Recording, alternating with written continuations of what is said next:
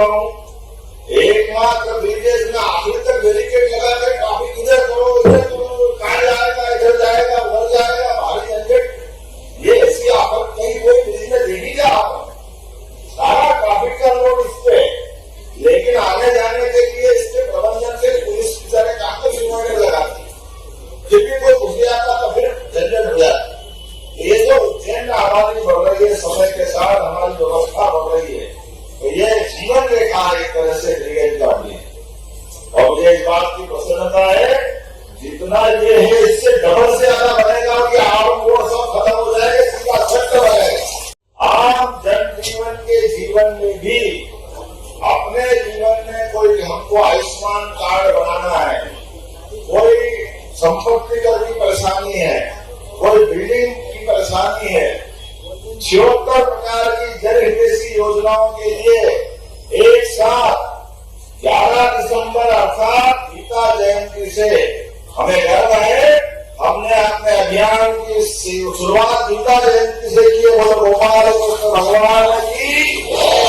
धर्मवाद के सिद्धांतों के आधार पर भगवान कृष्ण से बढ़कर के कौन आदर्श हो सकते हैं, जिनने अपने जीते जी कदम कदम पर मानव जीवन को सार्थक करने के लिए मार्ग प्रशस्त किया है। मुझे इस बात की प्रसन्नता है, गीता कर्मवाद में भी अपना ध्यान आकर्षित कराती है, भक्ति मार्ग की तरफ ले जाती है और ज्ञान मार्ग का भी हमारा मार्ग आलोकित करती है। ऐसे में हम तीनों धाराओं में समान रूप से चल रहे हैं।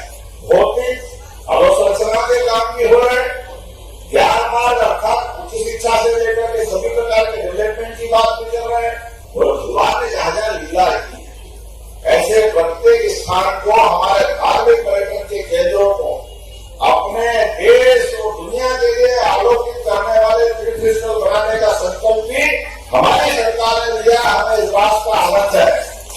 और जब भगवान राम अयोध्या में मुस्कुरा रहे हैं, बोलो जय जय श्री राम। जब राम जी मुस्कुरा रहे हैं, राम राज आ रहा है, तो आने वाला ऐसा आनंद आना चाहिए कि राम जी से लगा के कृष्ण जी तक बात जाए, तो मथुरा जी का कृष्ण कन्हैया भी मुस्कुराएगा ये भूमि के साथ।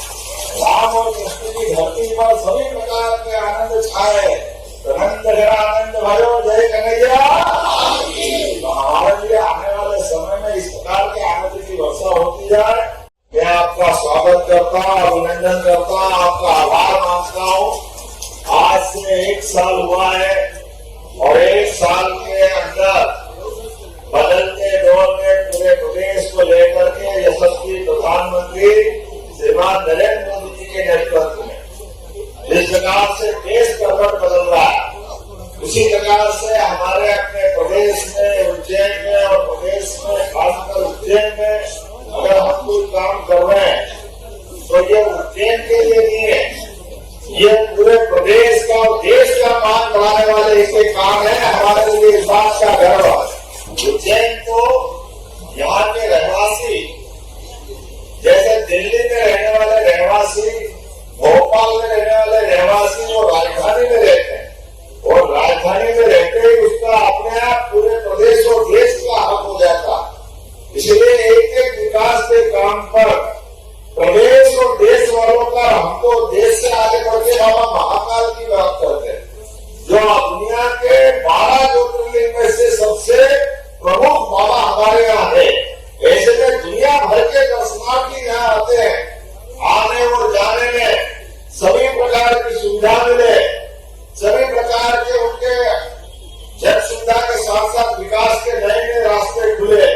इसलिए आजादी के पहले ये फ्रीलैंड बसाया गया था और यहाँ ऐसी जेड एरिया उस समय का जो टैक्स फ्री सभी प्रकार के व्यापार व्यवसाय को बढ़ावा देता था।